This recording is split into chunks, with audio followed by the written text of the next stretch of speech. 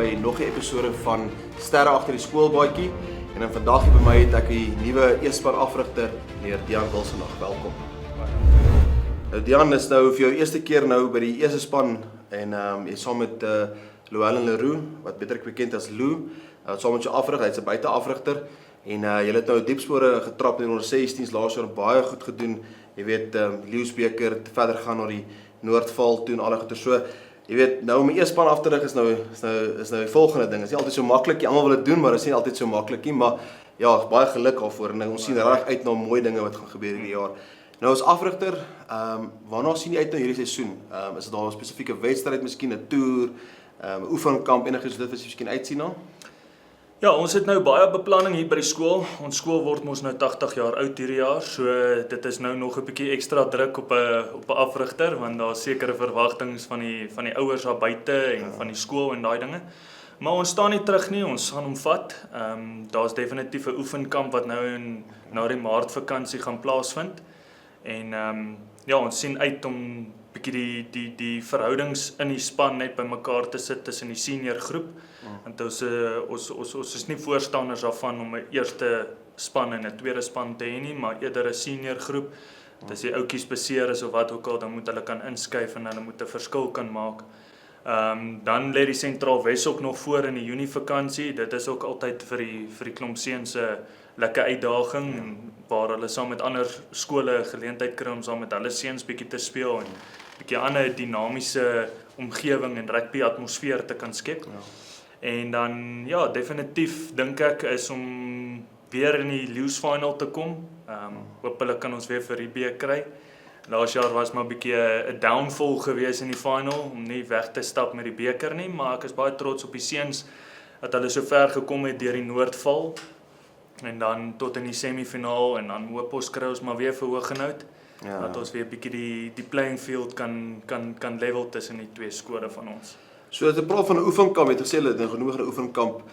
Wat is vir jou lekker van 'n oefenkamp? Want ek weet as afrigter jy baie keer daai klein fyn dingetjies wat 'n ou wil net aanraak wat nie altyd tyd het vir nie. Yes. So voel jy dieselfde as dit vir jou dit wat die doel is van 'n oefenkamp vir julle? Ja, nee, definitief. Kyk, veral met die voorseisoen games het 'n ou nie altyd tyd in die week om binne 'n uur en 'n half die nitty-gritty goeters uit te werk nie, maar dan eerder te fokus op die oefenkamp om daai klein goedjies meer perfek te maak, die gapings bietjie kleiner te maak en defense te werk en daai goeters, want soos 'n ou sê, jy het nie regtig tyd in die week om daarop te fokus nie, want kinders moet maar 'n balans hê tussen akademie en daai goeters, so ou kan nie 3 ure in 'n middag oefen nie, maar ja, ek dink 'n oefenkamp is regtig 'n suksesvolle ding wat beide spanne vir die skool ook en wat ook al kan 'n ou gewoonlik iets daaruit leer. Ek dink dit is belangrik, veral by die verskillende afrigters wat ons het. Ons praat nou van Saterdag, ons het vroeg gery. Dit is 5:00 in die oggend ry. Die rugbyprogram is so dat jy is 1:10 die middag afskop. Jy weet, hoe gaan jy jou seuns voorberei? Hoe gaan jy maak dat daai seun nou nie self vergryp daarna met 'n hamburger en 'n lekker pizza of enigiets soos daar by die kafeteria die hele dag en hoe gaan hy sy suiker regkry, sy energie? Wat is die plan agter dit? Hoe berei jy ouetjies voor vir so 'n lang dag? 3 goeters waarby ons op die span fokus en dit is harde werk, kennis en jou houding.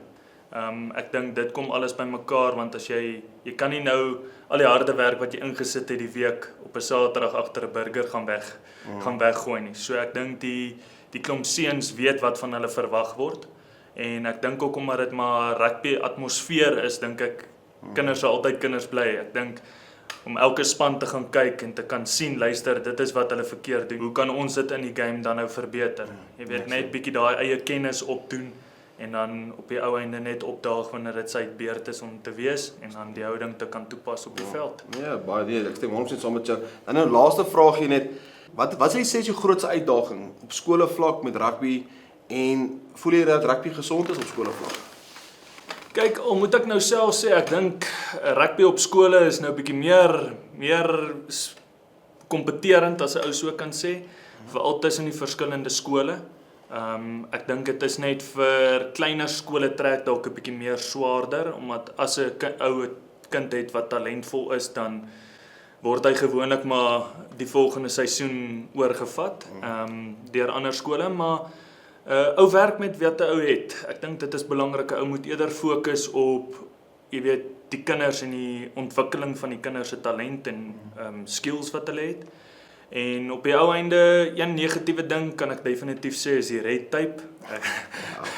As afrigter is die admin en alles wat 'n ou agter moet kry vir die sportdae en jy weet die opwagting vir daai week, spanlyste en al daai dinge. Dit is nogal wat bietjie ou se downfall is en bietjie tydrowend is. Ja. Maar andersins kan 'n ou nie kla nie. Ek dink regtig skole rugby is van so aard dat dit kom wêreldwyd kompeterend is vir ons Suid-Afrika. Ek meen as jy kyk na groter skole en die skole wat in ons liga deelneem, is daar definitief talent wat 'n ou nie kan wegsteek nie. En dit ons rugby is baie gesond in ons land. Baie. Stem saam met jou. Ja. Voor ons nou afsluit, Dian, lyk of ek sien net 'n broek saamgebring vir ons hier, soos jy daai broek net kan ophou, ons mense daar buite kan wys. Ons nuwe skool se 80 jaar logo, wat op is die wapen, die skool se broeke, ons nuwe E-span broeke wat ek dink regtig baie mooi lyk.